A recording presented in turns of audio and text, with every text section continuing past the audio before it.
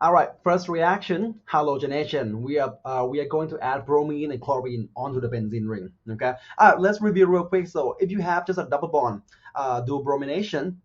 Right. So the double bond will attack one of the bromine. The double bond will act as a nucleophile, and one of these bromine will act as an electrophile. Which bromine will act as an electrophile?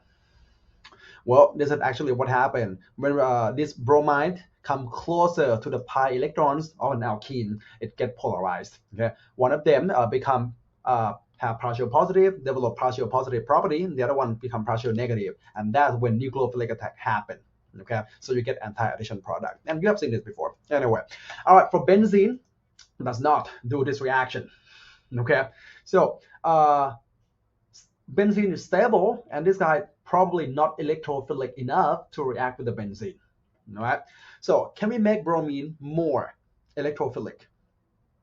We can. We're gonna add an iron, just small amount of iron, okay, to make a catalyst in situ mean in the reaction. So we're gonna add small amount of iron. Iron will react with bromine to form iron tribromide. Okay, or iron 3 bromide. So the mechanism goes like this. Once you have the catalyst, this guy's a catalyst. Okay, bromide will attack iron, all right, and you're gonna have this complex. Okay, this complex is highly polarized, where you can even draw this iron of this bromine pull electron away from the bromine at the end to form this bromonium ion. They are in equilibrium. I'll take a look one more time. They are in equilibrium. Okay, so you have some small amount of bromonium ion in the reaction, and this guy highly reactive, not even octet. You know? So basically, this is what happened. You can either use a bromonium ion or take the whole thing here. This one look more stable, so I'm gonna take this guy. All right, take the complex. So benzene will act as a nucleophile, attack the N bromine of this complex. Okay, from a carbocation on the right here next to it, and now you can see this carbocation is resonance stabilized. Okay, so we call this resonance stabilized carbocation sigma complex. Okay, when you draw the mechanism, you don't need to draw the sigma complex, but I just want to show you it's quite stable. All right, not as stable as the starting material, because it's a aromatic. This one is not. All right, next step. Okay, so we take the this complex back here and take bromide deprotonation, that proton from the double bond. At the end, you have aromaticity back.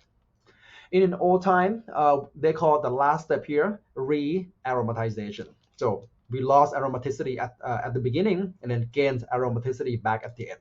Okay, HBr coming out, I think that's a mistake. So HBr, not HCl. Okay, this is HBr. Iron 3 bromide coming out as well. So, and it just go to the next catalytic cycle. This guy is the catalyst. If you look at the energy diagram, you can see there are two steps, right? So two steps right here in mechanism. There are two steps down here as well. So two humps. The first step is loss of aromaticity, of course, an uphill. Yeah, we have aromatic here. This is not aromatic. The sigma complex is not. But the second step, we gain aromaticity back, restore aromaticity. So the second step is a downhill exothermic process. Overall, the reaction is exothermic, release energy about 45 kilojoule per mole. Okay. All right. The common feature of halogenation, X could be chlorine or bromine, substitute one hydrogen on a benzene ring. Okay. No addition product observed. I'll take a look. There's an X. This one is bromine, so substitute one hydrogen, you get bromine on it. No addition product where we lost one pi bond. That doesn't observe. The catalyst can be Fe, X could be chlorine and bromine, depends on what you want to use. There are multiple of them. Okay. All right, for chlorine, so the common catalyst for chlorination is aluminum trichloride. Look like that. The mechanism just like the iron 3 bromide. I'll take a look. So first off, chlorine attack aluminum chloride. You get this complex, and they are in equilibrium, so you get chloronium ion, highly electrophilic. Okay, and then benzene come to attack, same mechanism you saw earlier. The application of this reaction, so we mentioned about antihistamine drug in the previous chapter. So this compound looks similar to Benadryl. Benadryl got oxygen right here.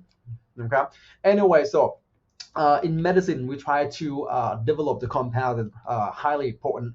Okay, to do that, all right, this is something that they do in the past. They do chlorination on this compound to add one chlorine onto this compound. The new compound that comes out, they call chlorpheniramine, okay, or chlortrimeton. That's a trademark name. And this guy is 10 times more potent than the previous compound. You can do bromination. I have a bromine on it, and you get another new drug also on the market too.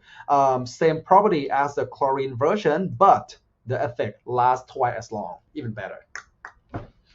So, okay. All right, move on to the next one we call sulfonation.